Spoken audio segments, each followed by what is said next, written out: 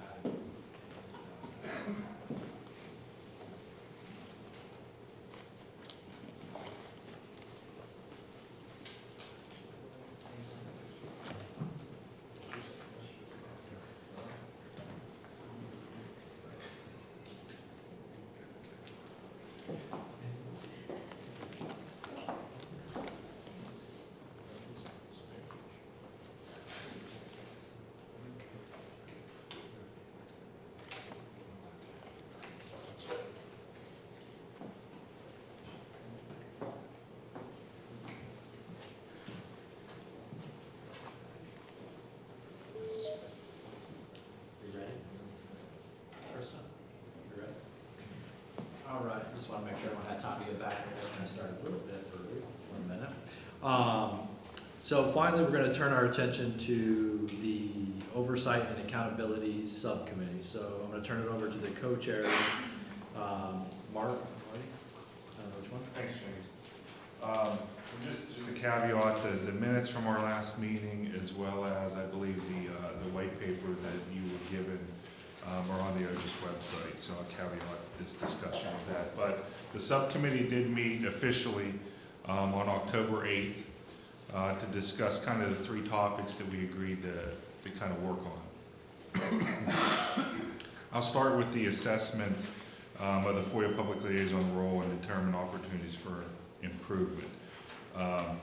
As reported at the last committee meeting, we conducted a poll, much like the fees committee, that we sent out to the 100 agencies that conduct FOIA and are responsible for FOIA. The subcommittee, through this poll, received 90 responses from FOIA professionals throughout the federal government, asking a variety of questions on their roles, from everything from the position series that they sit in to how often do they communicate and by what means.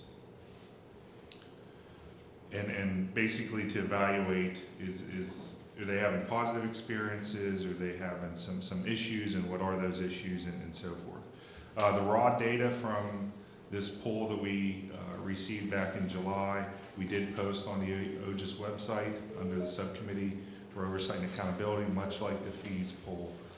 Data is out there, including comments, not just the data from our questions, but some of the comment fields and some of the comments that we received. You can see all that if you go to the website. Dolores Barber took the lead on capturing the raw data and putting it into a white paper, I'll call it a white paper, that each of the committee members have, as well as I think you were given a copy too.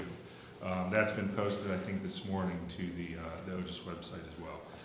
Basically, what this does is roll up that raw data into a nicely formatted and colorful document.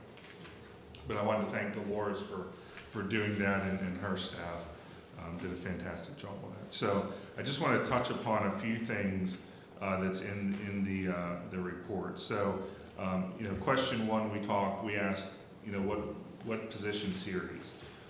So it's good to see that most of them were in the 306 series or the 301 general series.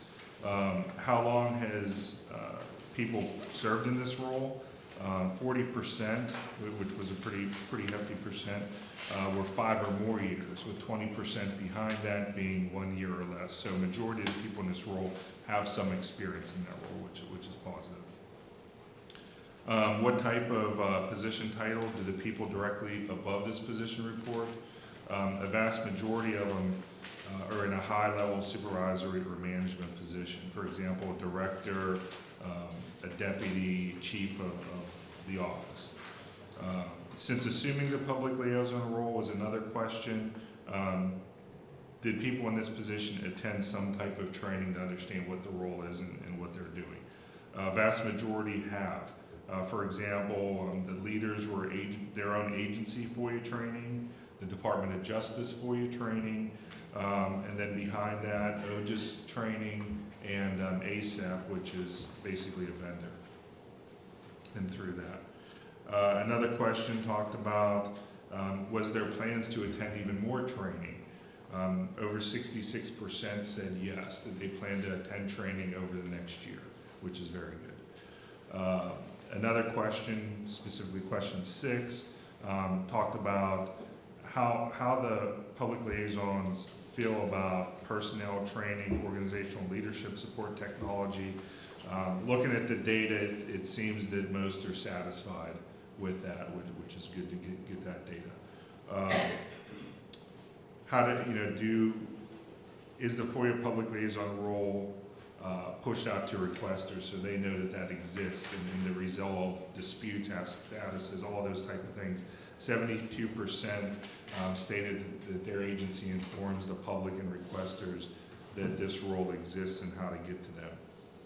And some of those ways to get to them, agencies post 85% of the time through their agency website, email address, to the public liaison phone number, and those contact points.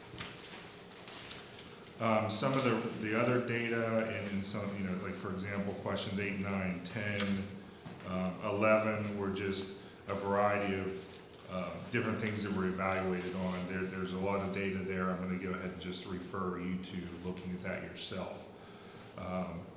Looking at the remainder of the questions, does the FOIA public liaison interact with their agency counsel? Most of the respondents said yes on a daily basis, so that's good, that there's a close relationship there. And then the last 2 questions on the survey talked about one of them was, what are the suggestions that you have to improve basically FOIA administration? What's interesting is some of these efforts are already underway. Developing standard regulations, developing standard training programs, and going back to something we've heard numerous times in the past and even at this meeting, but technology. So how do we have a better case management system? Of course, how do we procure that, share resources, all those type of things. And then the last question talked about, is there any topics to reflect on maybe in the future surveys or other ways to collect information? And there were kind of like 3 areas that I want to bring up. One is talking about what we talked about in this meeting earlier, which was the use of Exemption 5. So is it being used effectively, overused, things along that nature? Discussions about laws and releasing of copyright information. So we talked a little bit about the B4 and the contracts and a variety of things like that. So that kind of came up with that information. And then lastly, it talks about just general FOIA administration topics like training, staffing, and budgets. So that was just a real high level things that I wanted to touch on that's in this white paper. And that's an effort that we pulled out of conducting that FOIA poll. The second item that we took on, and we talked a little bit about this in past meetings, is to identify current authorities for oversight and actions that have been completed over the last 10 years. So this really focused on, audits, agency reports, possibly investigations, program reviews, all those type of things. Nate has done a fantastic job with the help of some others on the subcommittee to pull to first, and of course to post them, but to really identify, pull these together. And we go back further than 10 years. I think at one point, I think we have like a 25 or 30-year-old report that surfaced. So we have now, we just posted a few more to the subcommittee's website, but right now we have close to 80 or even more than 80, I think was the count, of these type of reviews and audits and reports that are available for everybody to look at that we pulled together in one spot. And there's subcommittee members reviewing each of those reports to try and identify trends, conclusions, ideas, things that are either, maybe have been addressed, maybe they're rub from year to year to year to year, and there just hasn't been efforts to correct them. All those type of things. That's kind of our next focus is to the subcommittee members that are reviewing this to pull out those trends and variety of different things that are found that are a continuous theme and put them into like a white paper. That's kind of like what we talked about. Very similar to this, but pull something together that review has. We can put that in some type of document that states this is what we found. So that's underway right now. And then the last item that we've pulled together over the last, since we've started this effort was to look at past litigation reviews. And this is something that goes back to the Janet Reno days whenever there was a litigation review and there were some positives that came out of that. We wanted to look at that and see if there's something that we can apply now to help with litigation, help with the appeals process and things like that. I don't have an update. The subcommittee does not have an update for that item for this meeting. But generally, we've discussed the effort that TRAC has been doing and seeing if we can learn anything from that. And then also some of the other general discussions was looking at the mediation role that OGIS has. How does the appeal process either work positively or not positively? That appeals process prior to litigation. What are reasons for litigation? David kind of re-energized the reducing FOIA litigation through targeted ADR strategies paper that's out there from his organization. And some things that we've tried to see if we can kind of take some efforts in that area. It is complicated, complex, but we are still looking at it to see if we can, what actions we can take moving that forward. As far as next steps, I'll tee up James's before he asks me. Some next steps is, again, going back to the reports, the audits, and those 80 plus documents, to put together a white paper over the next, we'll have to see if we can do that by the next meeting or not. But do a similar effort where we say, based on these reviews, this is what we found, and share that, and tie it into those documents that are already on the website. I think even though we generally talked about this at the subcommittee in the past, but doing a similar effort of the agencies for the FOIA public liaison role, but asking the public what their experiences are. So I think based on what Fees had talked about earlier, we would likely take a similar approach and ask for public comment to see is the FOIA public liaison role working for the public or not. And at that point then probably compare these results and see if there's opportunities for improvement or suggestions there. And then again, going back to the litigation review, it is a complicated thing, but we are looking at things that we may be able to take on to kind of address that while we still have some time left on our tenure. And the last item that was brought up is possibly conducting an interview with OGIS, much like we did with OIP in the past. And if you want to see that, that's gathered in minutes that we have on the website and some of the information that Melanie and her staff had shared with us whenever we interviewed, the subcommittee interviewed them with a variety of questions on what's their roles, responsibilities, or things being effective, rooms for improvement, next steps, things like that. There's some interest on the subcommittee to do a similar interview with OGIS and take the same kind of effort that we did with OIP with sharing that information. And that's the subcommittee report. I'll jump in, Mark, say, and one, I also want to echo my thanks to Dolores and Marty for taking the lead on pulling the survey, or poll, whichever one we're supposed to call it, results together. And I kind of want to comment on a few points of it, because all in all, it's sort of like when the president makes his speech of the union and goes, the union looks good, or so, and it does with the public liaison. And Marty gave you the glass half full. I want to kind of give you the glass half empty, because the whole purpose of us as this advisory committee is trying to improve things. So what is there that has to be improved? I'm a little bothered by the fact that almost 20% of the public liaisons say they haven't received any training. Now, of course, we don't know the supporting data for this, in the sense of maybe 20% just assume their office. So they haven't had time to take training. I don't know, but the fact that 20% haven't is a little disturbing. I don't know what other means, maybe Marty or Dolores can fill in if they added what they meant by other. That they're not going to take training, a third of them aren't going to take training in the next year. Now, maybe that's because 40% of them have been there for 5 or more years and they feel they don't need any training. I don't really think I need much more training in FOIA. So it's not necessarily a negative thing, but I'd be interested to see if we could figure out why they don't want to take training. If I can read what the graph is on 6, so someone tell me if I'm reading this wrong, and it certainly looks good, but if I'm reading it correctly, from 1/3 to 45% of those polled, surveyed, are neutral to very dissatisfied with every category. Am I reading that correctly, right? If I go up to where the yellow is on each of them.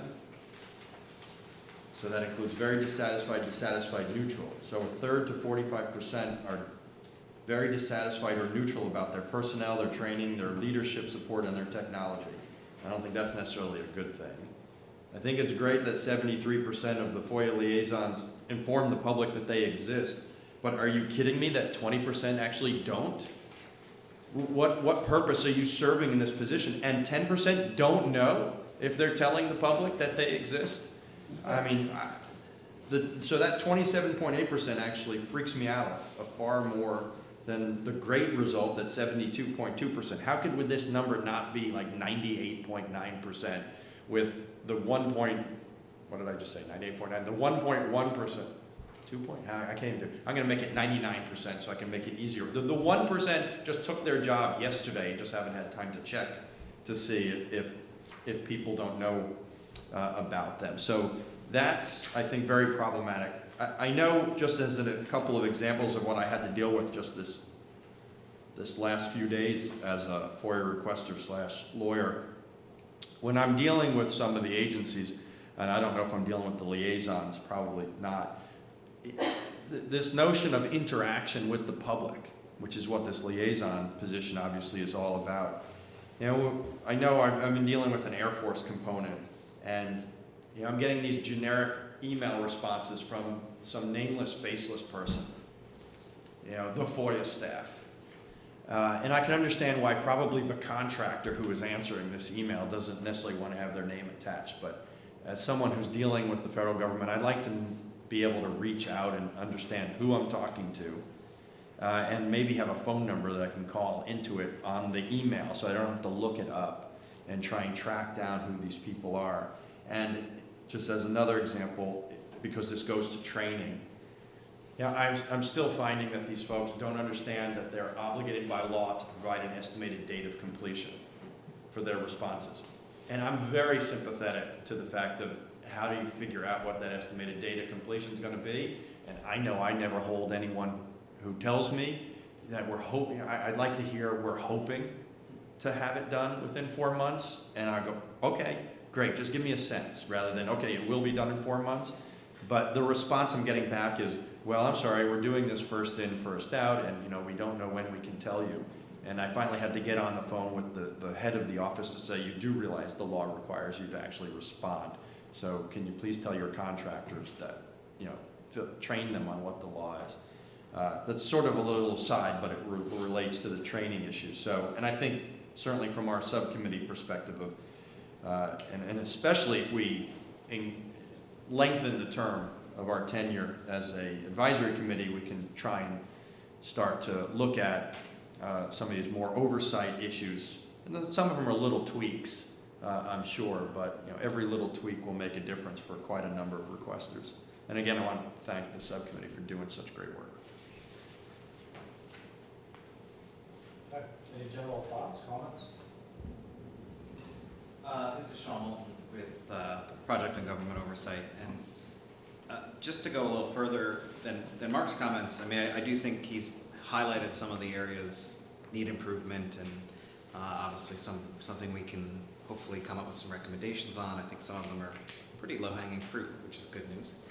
But I also think I'd be very interested to get some of the raw data or some crosstabs on this, because I'm curious to see if the people who answered that they've only been in their position for a year or less are the ones who haven't received training, or the ones who don't know, or if it's some other mix. If the people who are dissatisfied or very dissatisfied, if there's some breakdown in terms of the types of requests that they get, or types of interactions that they're talking about. Certainly on the people who say that they don't inform requesters as to their role, I'm curious to see what their frequency of contact with requesters is, because we had some that were very low, hear from them just less than once a month. And that may be because they're not telling the public about them. And if we see that others who do a good job of informing the public see a higher level of requests, then again, I think that's a good dynamic, one that we can then try and correct for in those agencies that aren't doing a good job with that first piece. And so if it's possible to see some of that greater breakdown of data. That stuff's online, right? Yeah. Is it all the way down to the individual yes, responses? Yes. Okay. This is Dolores. All of the raw data can be found on the OJIS website. And this just rolls up in a very high level aggregate, okay? But Mark and Sean, you bring up some good points, particularly when it comes to training. If you do just a cursory cross check of the data and the dissatisfaction that you see across some of these questions, particularly question 6, and the last two questions, 13 and 14, where the FOIA public liaisons pretty much repeat themselves.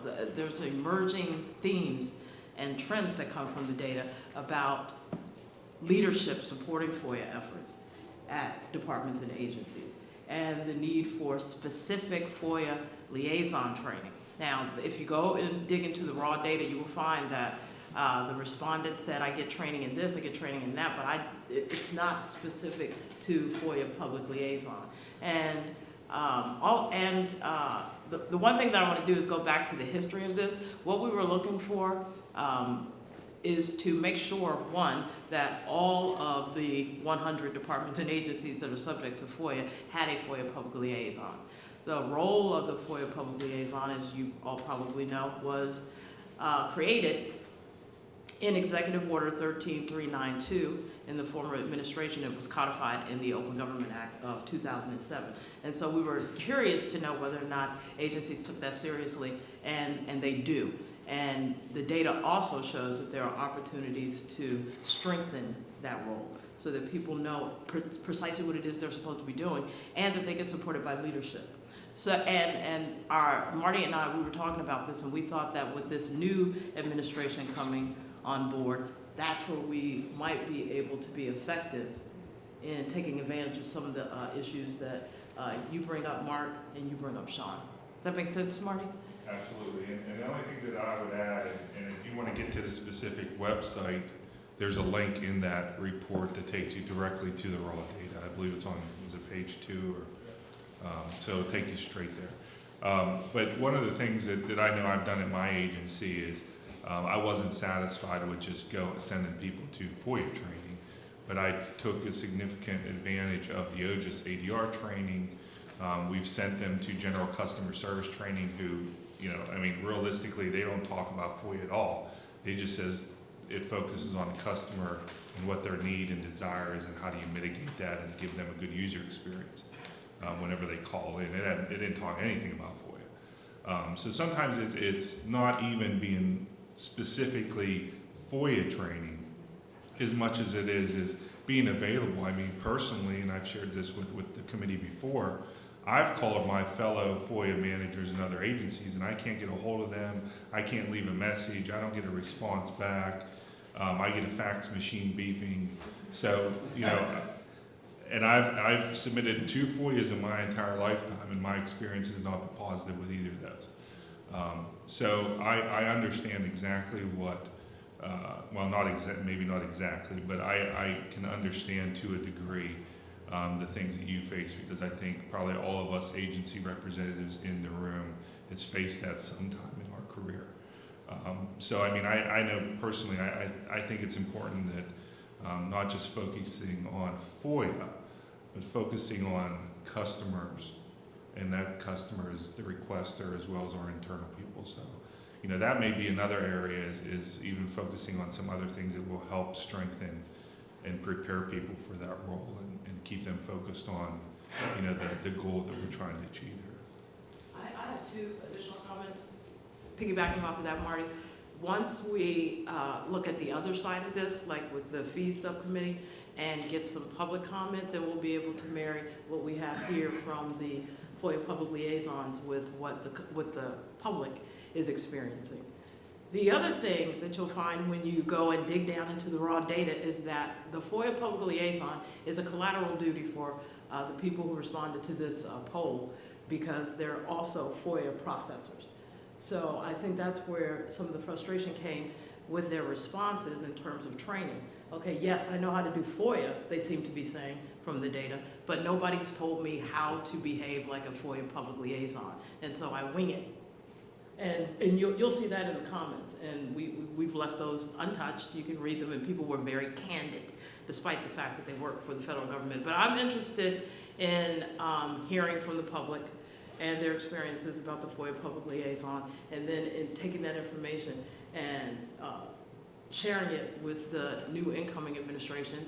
Since new administrations seem to like to tinker with FOIA, maybe they can take advantage of this information.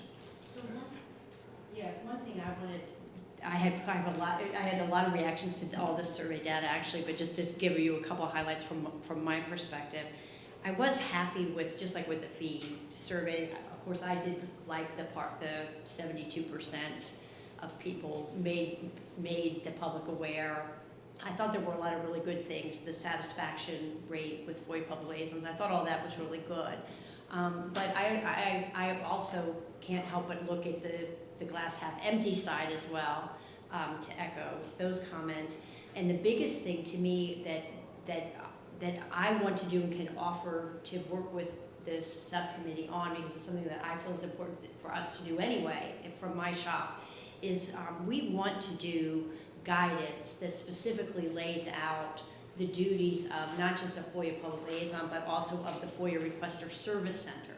Because there's really 2 separate, the whole idea behind that was that there's 2 levels and 2 different sort of buckets of people and responsibility. So we have thought that it made sense to actually lay out the responsibilities of both those positions in guidance, and then hold some targeted training specifically on, kind of in conjunction with the launch of the guidance, have a big training on, here's the kind of things that both those sets of people should do, so that there are then resources for people to look at and go to, and we get a better uniformity, in terms of those positions. So I offer myself to the committee for that piece of it. This is Mark Zaid. For one thing, Marty, if you want to sue on those 2 requests you weren't satisfied with, I'm available for this consultation. That's water under the We had 90 out of 100 respond. 90% is very impressive. But I remember saying at an earlier meeting that I'm going to be more interested in the fact of who doesn't respond. And the fact that 10% 10 did not respond to a request from the Federal Advisory Committee makes me question as to how responsive they are to the public when they're asked. And what I didn't look at my own raw data, so I presume we can identify which of the 10 did not respond.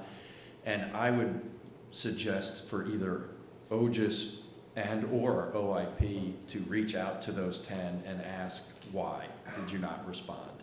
Did you not receive it? Were you too busy? Were you out sick? Were you on leave? Or you just didn't care? Because maybe that person should not be in the public liaison role. There could be a completely legitimate reason.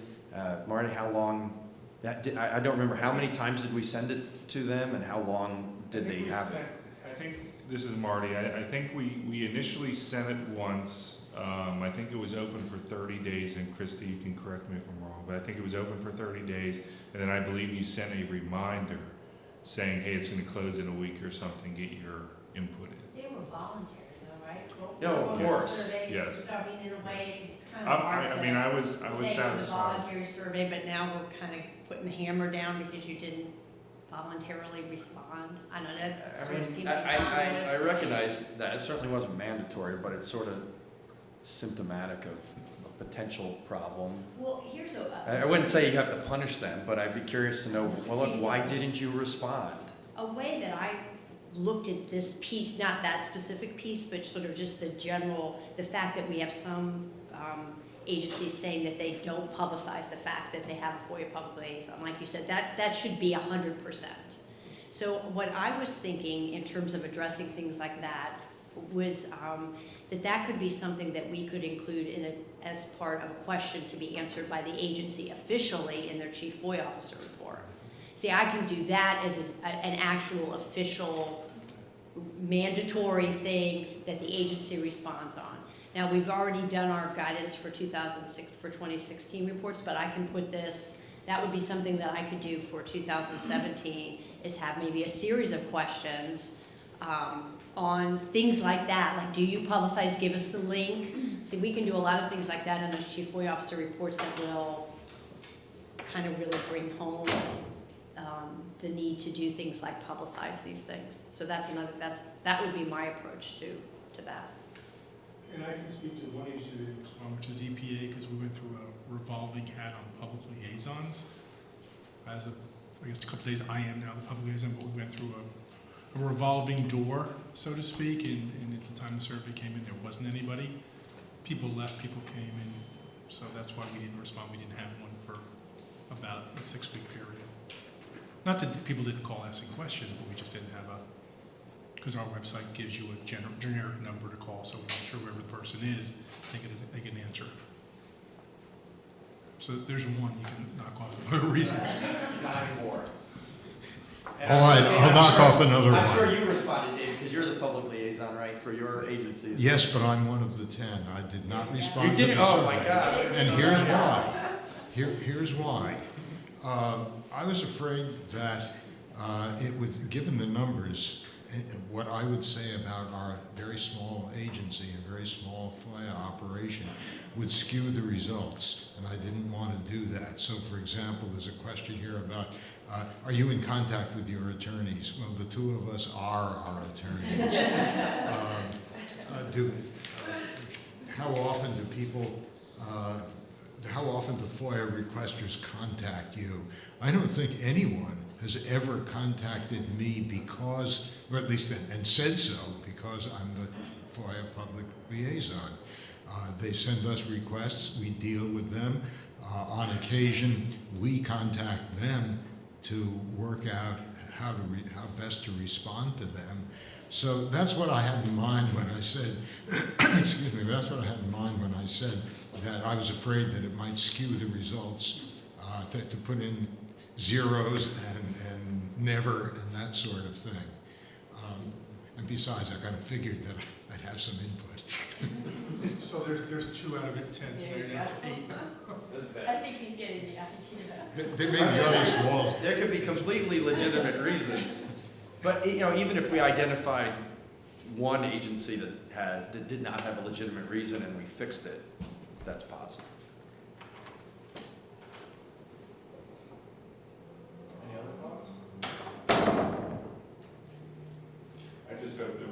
have the same response from the requester side. I know that we have 90 people that submit comments. So publicize it as much as possible. This is David again. I don't want to sound like a broken record, though maybe I do, on the subject of the ACA's work in this area. But in addition to our report that Marty mentioned, there was our set of recommendations, some of which do address improving the functioning of the public liaisons. So you might find you might want to repeat some of the things we suggested there. For example, we talked about training, we talked about agency support for public liaisons at high level, and some other points as well. It might be worth incorporating that into what this committee recommends. I thought just one other comment about the survey results that I thought was striking was that when you look at that, the reasons why people contact the liaison, the subject matter reasons, the substantive reasons, question 11. Or no, it's not question 11, is that it? Yeah, it is 11, sorry. It is 11. Where you look at the big numbers of, like the topic 27 for under often, it was delays. Processing was 22, status was 27. So the big numbers for that fall under the often category were really all connected to really like status or what does it take to process a request? Why is it taking so long? So that struck me as something that maybe there's something there for agencies, for their websites, to maybe have more explanatory information about how long a request will take, what requesters can do to make their requests go faster. Some things maybe proactively, like maybe to talk about the Proactive Disclosure Committee, that might be something, a proactive addition to a website to address those questions, to cut down on the need to call a liaison. Just trying to put all these pieces together. That was very striking to me, that that's what people aren't asking about some of these other, sort of more down and dirty of FOIA. They're really asking more practically, like, when am I going to get my records? This is Jim Hogan, and I've been public liaison since it started for Office Secretary of Defense and some other agencies in DoD, and I would say those three are the primary reasons.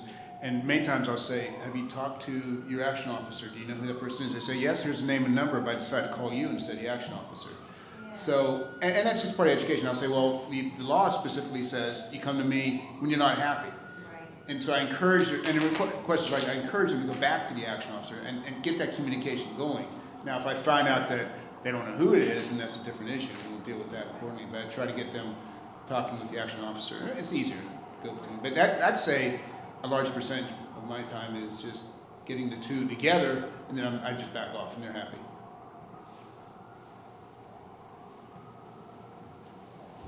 All right. No further comments on this?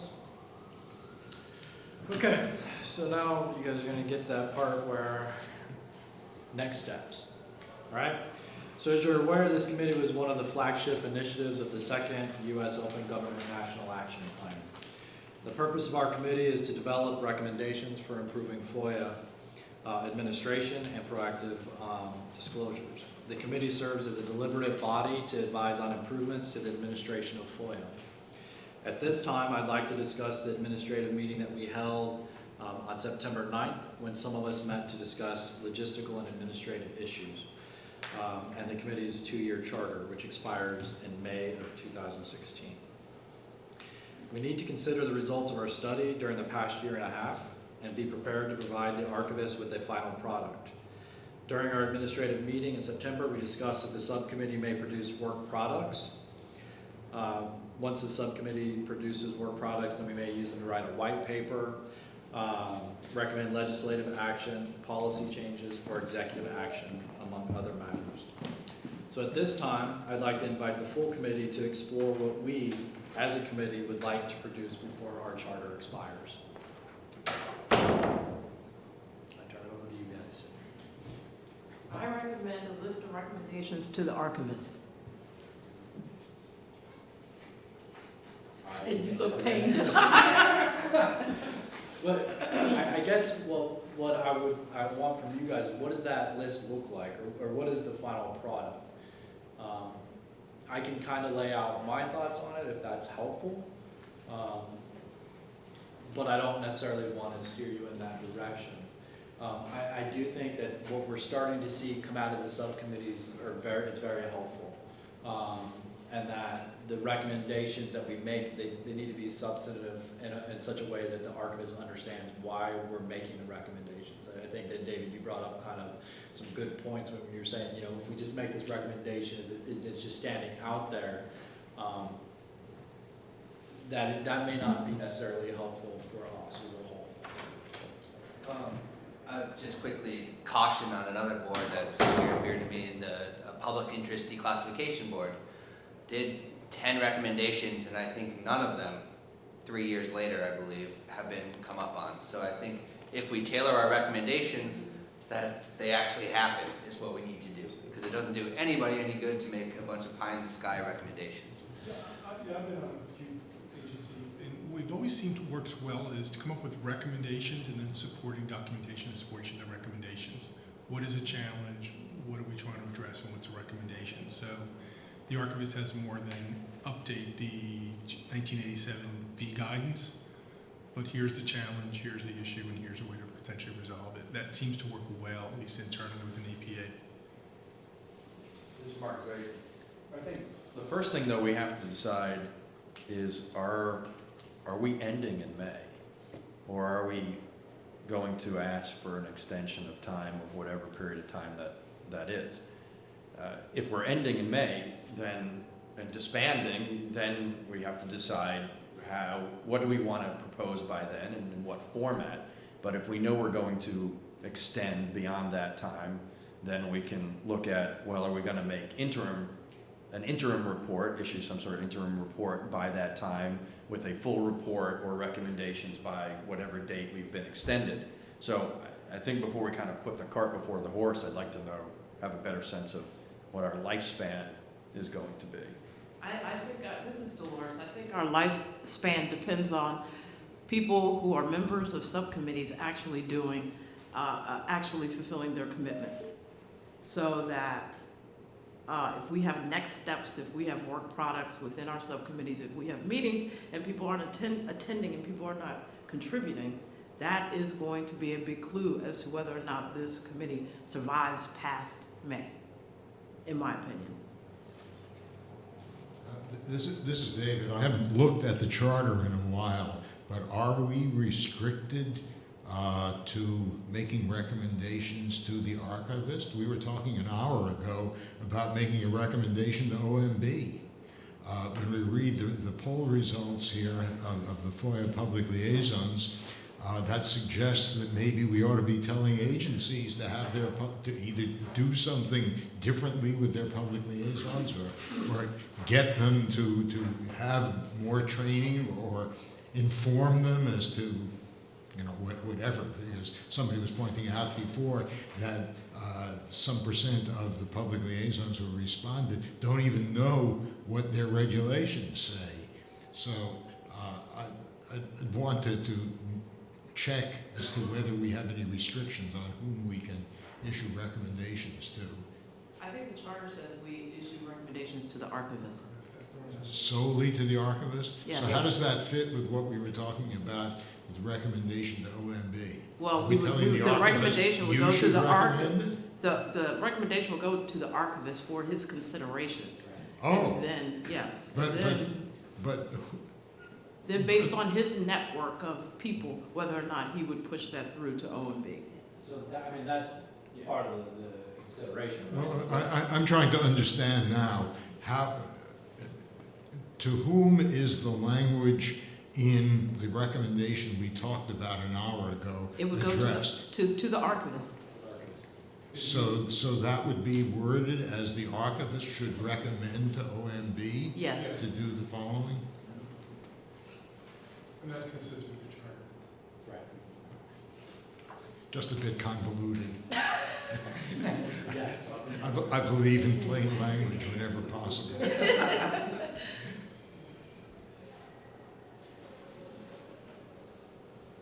So, did we address the first part of that? About the recommendations Well, to the I think archivist? to Mark's larger point about whether or not this committee would go forward. I guess that kind of forms the basis of the recommendations that we might be interested in making. I mean, my sense would be that since the archives created the committee, the archivists, I guess, or the archives created the committee, that it would be, it's hard to say, well, we don't really, I think it might be more persuasive to make an argument to continue the advisory committee if we had some outcome from this first term. And because right now it seems premature to know whether or not the archivist would want to do this for another 2 years. But it seems like we could say, here's what we've done thus far, here's the things we would like to do if we continued forward. You know, we have lots of great ideas, here's our 10 things we want to do, but here's what we've done now. You know, something like that. And that could be a recommendation that the archivist renew the charter and, you know, So that we can let's do renew something. it, here's why you need to renew it, and then set out your reasons. Good point. Yeah, but if you're gonna renew the charter, if that's the desire of the archivist, I think you can't wait till May of 2016 to recommend that the charter be renewed. Because you're an expert more than I am, but charters take a while to get through the process, like anything else in government. So that would need to be a decision the archivist needs to make probably early on in the game, probably by January of next year. Yeah, the archivist is aware of the situation, and we've discussed it with him. Our Office of General Counsel is aware of the situation, and you know, we will follow up as necessary. I don't know if that answers your question, but we'll definitely. He's aware. We're chatting about it to be continued. This is Mark. I mean, I agree, Melanie. And I certainly wasn't suggesting we shouldn't have something by the termination of our natural life. I think it would be very prudent for us to put something forward by then and then identify what else we would like to do. And I think, and I totally agree with what Larry's saying. I mean, I don't think we should wait until we put out the report and then ask to be renewed or extended. We're at an interesting point in time that we're making these recommendations to the archivist to do whatever they might ask him to do or suggest that he do at the tail end of this administration. And we know there's another administration coming in for sure. We don't know who, obviously. But somebody had mentioned earlier, I forget who it was, about the notion that there's a lot of always tinkering in the very beginning of the new administration. Was it you, Dolores, I think? Tinkering with FOIA at the beginning of the new administration. So, I mean, I do see a value for us extending our tenure to follow up on what Nate's talking about, so that our recommendations might not just be that and that they sit. So that we have an impact, hopefully, on the end of the Obama administration, and then perhaps more importantly, an impact on whoever the new administration's coming in, to say, look, here's what we recommended, and maybe they've adopted it, and maybe you haven't, and if you haven't, we have another year or two, whatever it would be, to ask why. You know, look, we've seen another 2 years of public liaison issues. Maybe we fixed some of the issues that are identified from this raw data, which would be absolutely fantastic. And it might not be the same, maybe we're not gonna have the same people, maybe some people don't wanna be on the advisory board for another 1 year or 2 years, that's individual, but it's difficult, as I'm sure all of us have seen, even with a lifespan of 2 years, to juggle everything, and you don't get to do everything that you wanted to do. But I'm pretty confident we'll have a good product and something helpful to the archivist at least, but I'm sure we're going to be able to take it a bit further. I think, just logistically, would it be possible to make any kind of decision before the next in-person meeting? Is it possible for the subcommittees to report back before the next meeting saying, here's the deliverable we want to do for the next meeting, or do we need to do it right now? That's the practical question. Or as well to ask if we want to, as a committee, recommend that our life be extended. Right. Yep. We'll follow up on it and we'll get back to you. So if the answer is no, we're going to be in trouble.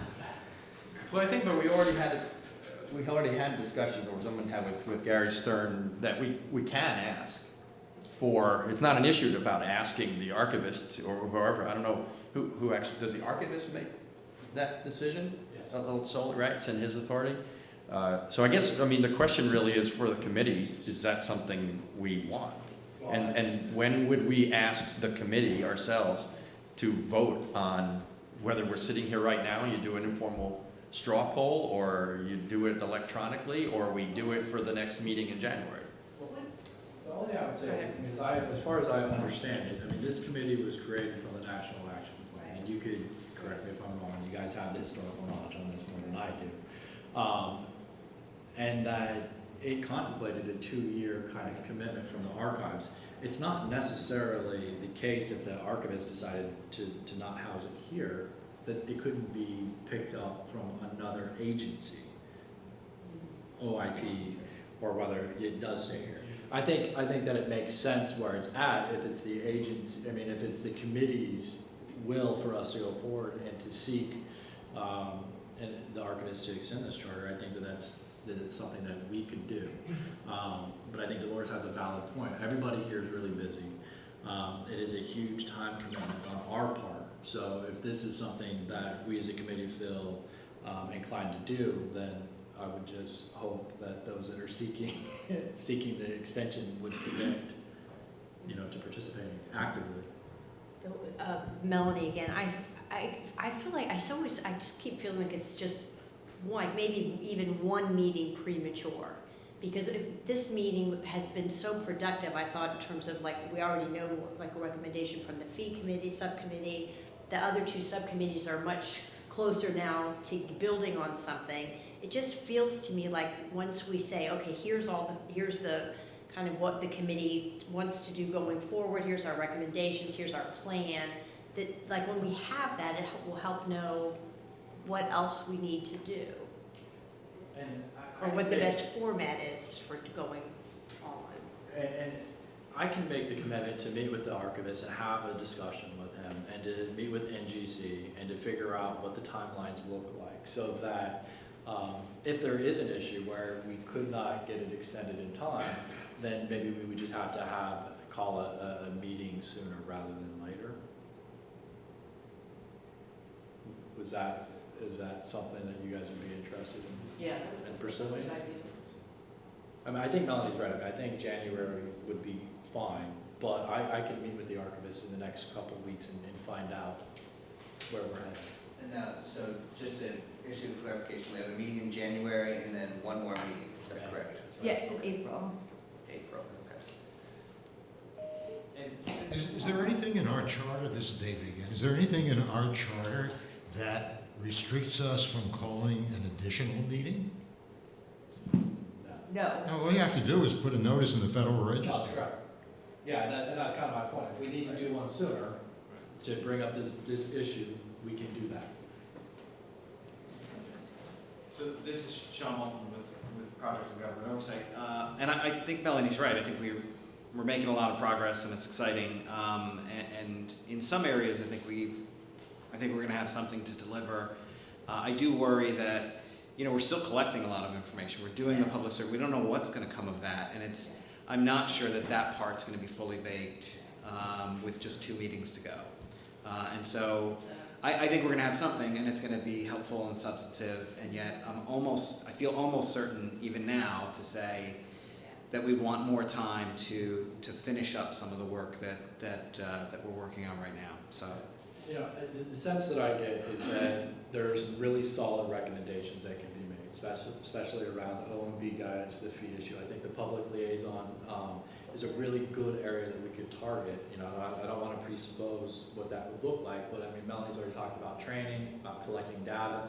I mean, we could come up with some really good recommendations on that right away. And then I think that everyone's kind of outlined these other ideas of future studies, right? We want to go look at GSA, we want to talk to FDA. And that's where we make the case to the archivist that there's still places for us to go look at and improvements to be made to the process and the system. But I definitely think we need to have something to kind of culminate this project and say where we're headed, the roadmap, if you will, of where we want to go. and so, that's him, right? So I'm really gonna, I think that's what- we're really gonna rely then, at the next meeting in January, that the subcommittees will have some type of product that we could then combine into a larger report at the end with some type of recommendations to the archivist. Okay. Does that sound good? Yes, sir. Good plan of action? In agreement? Okay. So, all of you have been really busy on this committee, and I thank you for these thorough reports that we received today, for your efforts thus far. Again, at the same time, I remind you that much work is to be done. So as discussed, we need to consider how each subcommittee, did I already say all this? No, as each subcommittee is gonna give us their findings, and then we'll give a final report to the archivist. And as always, please reach out to Krista or myself if there's anything that we can help with. So now, we're gonna turn it to the folks in the room. Thank you for joining us today, and we're eager to hear from you as well. So we will take your comments and questions for the next 20 minutes. I'll invite those of you with questions or comments to approach the microphone. For the record, please state your name and your organization if appropriate. Do we have any comments today? Mike?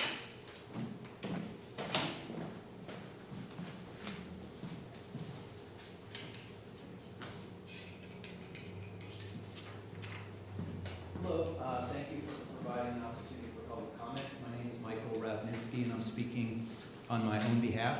And I appreciate hearing the committee discuss some big picture issues that are very important. But I'd like to comment and provide some input on a more detailed matter that is nevertheless affecting a lot of requesters. And I'm hearing stories about this more frequently from people with some great frustration, so I thought I'd share it. But I think the issue is a little more nuanced than might be perceived at first glance. As you know, there's an increasing use of electronic transmission of documents. It's gone from a very small percentage a few years ago to an overwhelming percentage now, I guess 80-something% of all document requests are probably satisfied electronically. And in some cases, in many cases, the documents are PDFs, they're Excel files, they're Microsoft Word documents and other things. And those documents have the capacity to be either password protected or locked. And those are two very different problems. But what's happening is that the requesters are receiving documents that are locked. That means that sometimes they can't be printed, sometimes they can't be taken apart and particular pages used. They can't be posted sometimes on the internet. There's a lot of difficulties in working with them. And while those difficulties can be overcome with some care, it degrades the images, it makes the documents less useful, and in some cases, not useful for the purposes that they were requested. Those files, under the Electronic Freedom of Information Act amendments, they're supposed to be able to be released in their native format, and I may be paraphrasing a bit, if that's practicable and if it doesn't cause any exemption problems. And in these cases, there are no exemption problems. Now, I'm going to distinguish the FOIA requests, from cases in which there are first-party requests and about personal information and Privacy Act requests, where there may be legitimate reasons for securing the file before it's transmitted so that it's not tampered with or otherwise. There may be standard operating procedures involved. I'm talking about regular FOIA requests that are meant to be released to the entire public. So, as I said, this is occurring more and more frequently. I'm hearing about it from people, and it's causing some frustration. But why is it occurring? From the agency perspective, I thought about this a little bit because people have ascribed all sorts of, as you know, sort of malicious intent to this, and I don't think that's the case at all. I think that the agencies have legitimate reasons or practices that lead to this. First of all, they have a need for version control and document control, and that's becoming more prevalent as records procedures become spread through agencies and they become more familiar with those requirements. The chief information officer at many agencies has guidelines that they've established for handling material that's sent out of the agency by email, and a lot of times it's required to be put in certain formats. There's a perception among some people that improper modification of files could occur, making documents appear to say one thing when they really didn't. And there's also practices in transmitting documents that, that particular types of information need to be protected against misuse. So, but mostly I think it's the standard operating procedures of the agency and a standardization of sending documents outside, and that's looped in somehow the FOIA process. And because it occurs with all documents, not just the ones that need special protection, but people are told in the agencies when they're trained to send documents out, you must do this and this and this when you send the documents out. And because it's applied to everything, it causes these problems. Now, from a requester standpoint, that causes some difficulties. First of all, there's an impediment to their use, and I think I described that before. There's barriers to use which are disfavored under the law. It sends the wrong message to requesters, and the workarounds reduce the utility of the records received, and it blocks effective use of the records. But ultimately, I think it's inconsistent with the intent of the law. Now, when questioned, most agencies decline to supply an unlocked file. If you go back to the agency, I'm told that the agencies say we don't have to. Some do, but most say we don't have to supply an unlocked file. There's no requirement. You get what you get. And there's no good answer to that because I don't think there's litigation on the subject. I don't think there's any case law. I may be wrong, but I suspect that this hasn't been really addressed. And because there's the perception out there among agency staff that they don't really need to supply unlocked files, and that these things that are done to electronic files don't affect their releasability and their use, whereas the requesters have a completely different perception of this. They think it's just harassment or imposing problems. So what can the committee do? I'd like to ask the committee to consider studying this issue or looking at the issue, because as I indicated, there are good discussion points on both sides and policy reasons why this may occur. And perhaps recommend that either DOJ or perhaps even OGIS, either DOJ consider issuing guidance on the subject to provide some general guidance to agencies based on the results of the examination, or maybe OGIS can consider looking into it as well. So that was my comment. Thank you very much.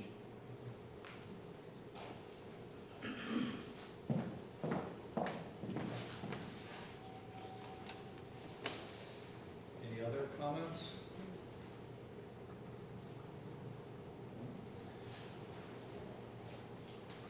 Is this an issue that we can take up? Can we fold it into one of the I subcommittees? know, can the fee committee take it on? I'm just trying to think. Yeah, It's not the I same. mean, I It sounds think, like it's a whole I new, think it might be. topic. Okay. To me, it sounds maybe like some type of general guidance that goes out. I mean, not to put OIP there or something, but I'm not sure about with us. I mean, I share your frustration. I mean, even internally, whenever we collect documents, we occasionally get locked documents to the FOIA office. And you're right, it is a procedural issue. Whenever we inquired about it, it was like, well, we do all these this way.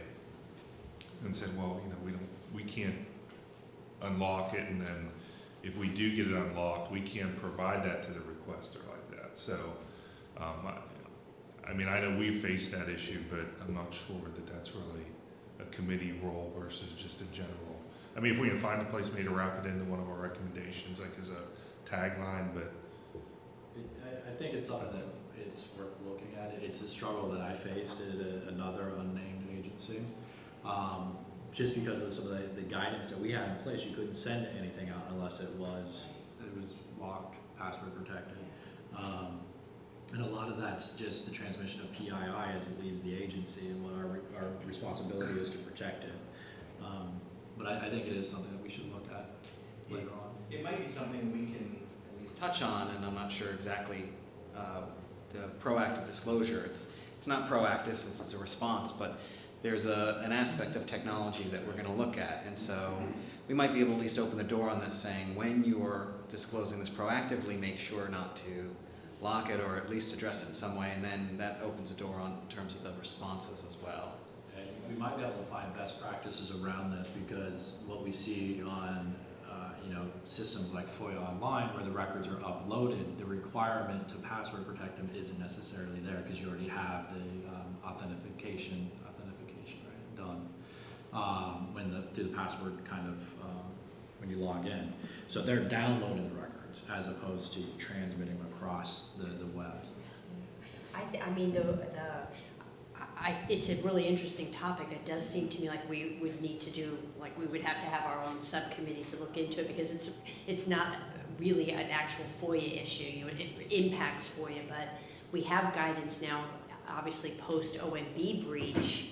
We have guidance from OMB about making sure that we do properly encrypt first-party requests, which I know you were excluding from your comments, but we have now an affirmative obligation to encrypt those so that we're not indirectly putting anyone's information at risk. But the whole security of email transmissions is really, I don't know if it's like you mentioned OCIO offices. I mean, I think we would have to really delve into like who sets the standards on those kinds of things. I think there'd be a lot of research that would need to be done before we could address that. This is Dolores. It is a very big issue, and it's something that comes up all the time with DHS because we get a lot of first-party requests. But it is an emerging IT issue, this area of encryption and deduplication and e-discovery. And so it's a big enough topic that it could require its own subcommittee. And Melanie is right, it's outside of, it doesn't just affect FOIA. There's a lot of different aspects, but there are companies, in fact, the Department of Defense sent out an RFQ or a request for information recently asking for companies to submit their capabilities to go through and dedupe encrypted emails at the petabyte level. And they received no response because it is an emerging issue. Encrypted emails, deduping it, responding to email requests. And so as time goes on, not only will it be a FOIA issue, records management, but IT in and of itself.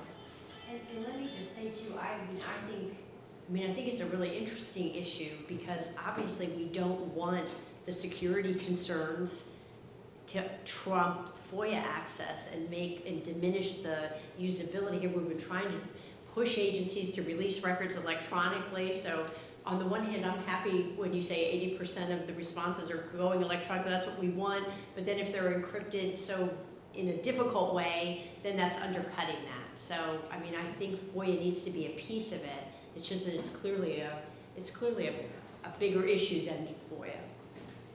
If I may just add this one sure. comment. A lot of the releases are on CD-ROMs. They're not necessarily email, so it's not exclusively an email issue. And I think it's more a matter of not telling everyone what to do. It's more a matter of leaving the door open so that if a requester asks to have an unlocked file and there's no policy reason or no specific reason why an agency would need to keep it locked, then they can give it to the requester. That's a very simple thing, and that's not a large-scale study project. That is simply the right of the requester to receive an unlocked file in the cases where there's no reason, no definable or articulable reason why it needs to be locked up or password I think what you would find, and I don't want to speak on behalf of the agencies, but in my experience, what you're going to find is that it's an IT security policy.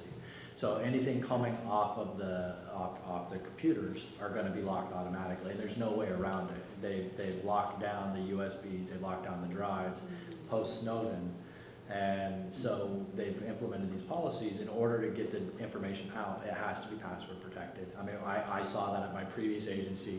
We struggled for months to get an exception, to get a waiver to get it to burn, just to make CDs. But in order to do it, it comes now encrypted. I know that there's other agencies I've been seeing tweets about them that, there's one nameless one, that's how they do everything through the CDs. I know CIS does CDs that are encrypted as well. Okay, thank you. So, but I mean, my point is that I think that it's probably fairly easy to say that if you look at it, it's going to be IT again. But this is something that I think we could engage on. I mean, to kind of piggyback on that, I mean, I would say a vast majority of the laptops in our agencies don't even have CD-ROMs anymore. So, a lot of things have changed with the breaches and so forth, and unfortunately the collateral damage is FOIA and other things going on in agencies. But it is something that needs to be corrected or worked around or waived or something like that. So we'll table that for further discussion, then we can pick that up if we go forward. Anyone else? Any other comments? Okay, so as you've heard, this committee has already been very active in seeking out ways to improve FOIA through the efforts of the 3 subcommittees that are underway. At our next meeting, we look forward to receiving the subcommittee's work products or written reports. We invite everyone to visit our website and social media for more information about our activities and how you can participate. One final thing to note is that all of you in this room will undergo the National Archives exit screening procedures to leave the building. So for security procedures, all individuals' bags are checked to ensure that no archives holdings are removed from the building. Thank you again for coming, and we will see you at our next meeting in January. We stand adjourned. Thank you. Question.